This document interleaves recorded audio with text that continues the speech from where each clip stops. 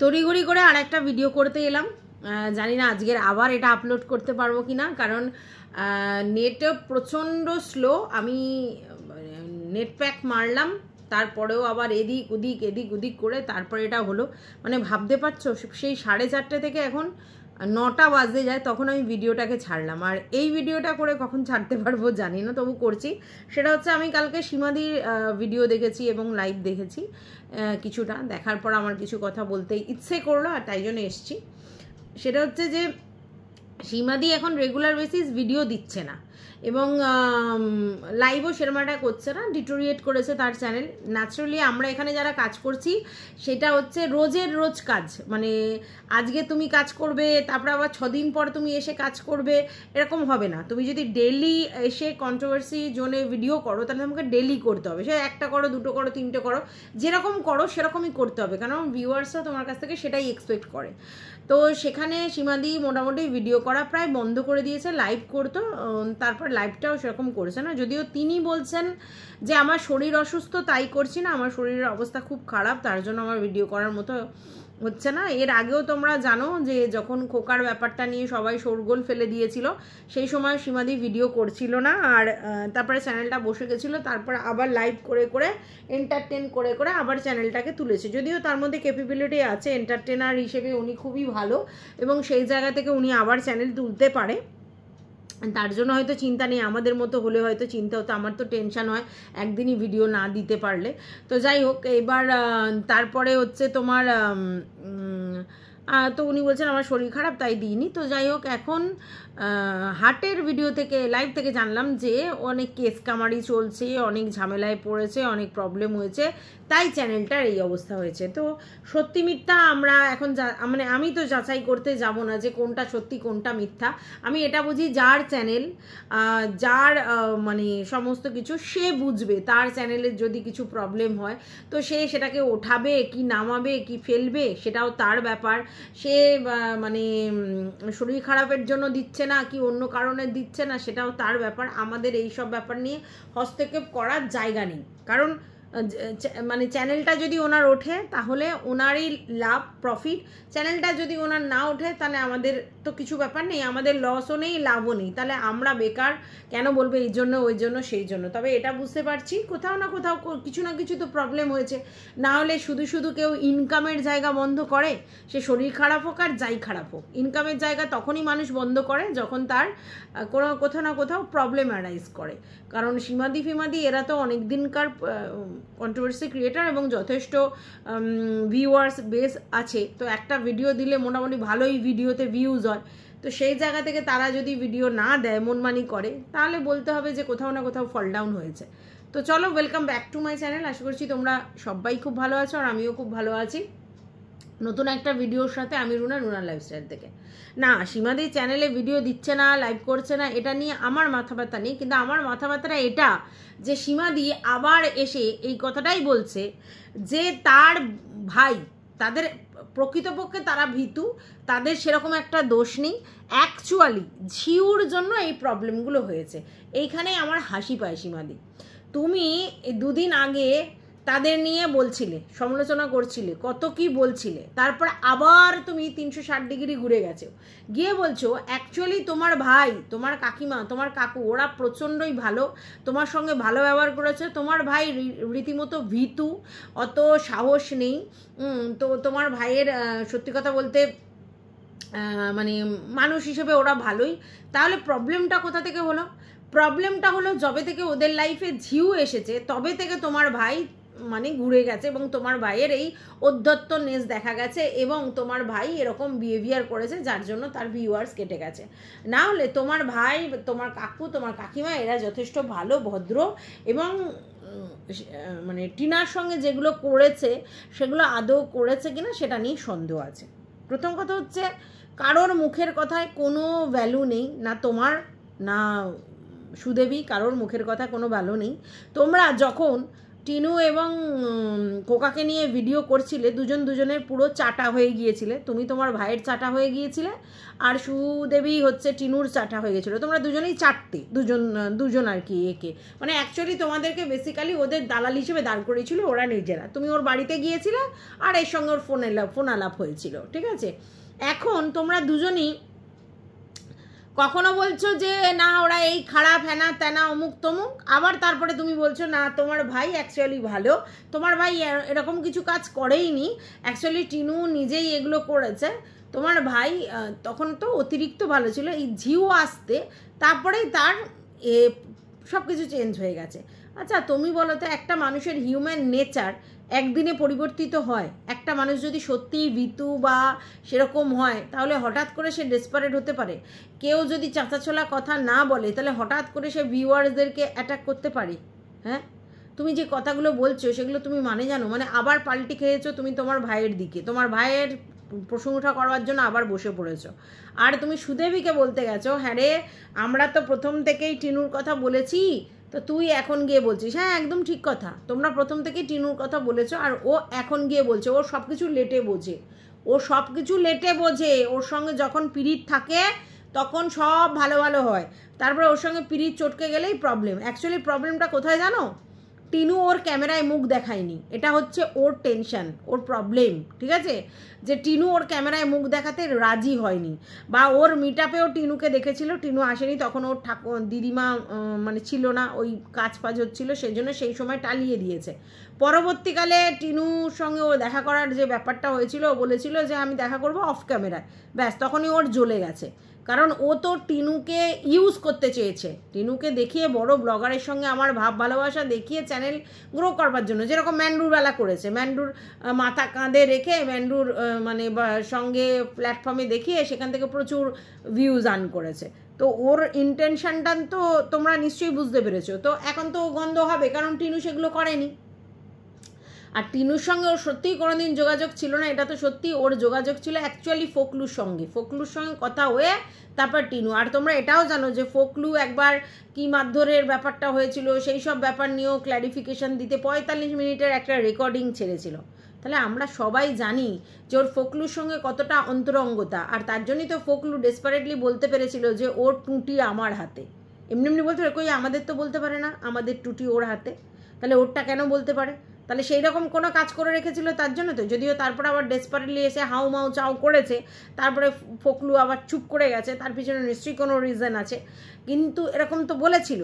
তো আমরা সবাই বুঝি সেটা। কিন্তু তোমার ক্ষেত্রে তুমি বলছো যে টিনুর এখন যে লাইফস্টাইল লিড করছে তোমার তাতে কোনো আপত্তি নেই, বা তুমি সেখানে কোনো ভুল দেখছো না, কিন্তু আগে যেগুলো করেছে সেগুলো ভুল। তুমি ছিলে ওখানে প্রেজেন্ট, তুমি তো তোমার কাকিমা আর তোমার কাকু আর তোমার কি বলবো ভাইয়ের মুখ থেকে শুনেছো কথা। তুমি কি নিজে ওখানে প্রেজেন্ট ছিলে? তাহলে তুমি কি করে জানলে এগুলো করেছে ওগুলো করেছে? হ্যাঁ মিথ্যা কথা কিগুলো বলেছে যে এক কাপড়ে বেরিয়ে এসেছে, এটা মিথ্যা কথা, কারণ ওর জামা কাপড় নিয়ে এসেছে, সার্টিফিকেট নিয়ে এসছে, তোমার হচ্ছে ব্যাংকের ডকুমেন্টস নিয়ে এসেছে। তো যেগুলো নিয়ে এসেছে ও সেগুলো স্বীকার করেনি, মিথ্যা কথা, মানে সিম্প্যাথি গেম খেলেছে আর কি।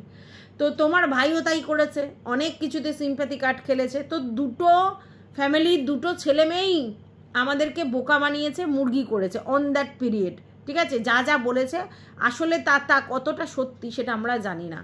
আর তুমি আজকে ডেটে তোমার ভাইয়ের সাফাই গাওয়ার জন্য এটা কখনোই বলতে পারো না যে ওরা আগে ভালো ছিল, ঝিঙ্কু আসার পর ঝিঙ্কুই তো না, ঝিমি আসার পর খারাপ হয়ে গেছে। ও দুদিনে যোগী এলো আর ওরা খারাপ হয়ে গেল, ও যেরকমভাবে শেখালো ও খারাপ হয়ে গেল, সেটা কি করে হয় বলো তো? তার মানেটা তুমি এটা বলতে চাইছো একটা মেয়ে এসে একটা ছেলেকে পুরো টোটালি মোল্ড করে দিয়েছে, তাহলে তার অস্তিত্ব, তার নিজের পার্সোনালিটি বলে কিছু নেই? আমাকে বললা চেঞ্জ হয়ে গেল। আর তার যখন এটা, ও একটা ক্রিয়েটার, আর তার যখন এটা বিজনেস, ইউটিউবটা একটা বিজনেস, সেখানে তার ভিউয়ার্সরাই তার কাছে আসল, সেই ভিউয়ার্সদেরকে সে গুরুত্ব না দিয়ে একটা মেয়ের জন্য পুরো তার কেরিয়ার ডুম করবে? এটা কি করে তুমি বলো? অরিজিনাল কেউ না হলে এরকম করতে পারে না।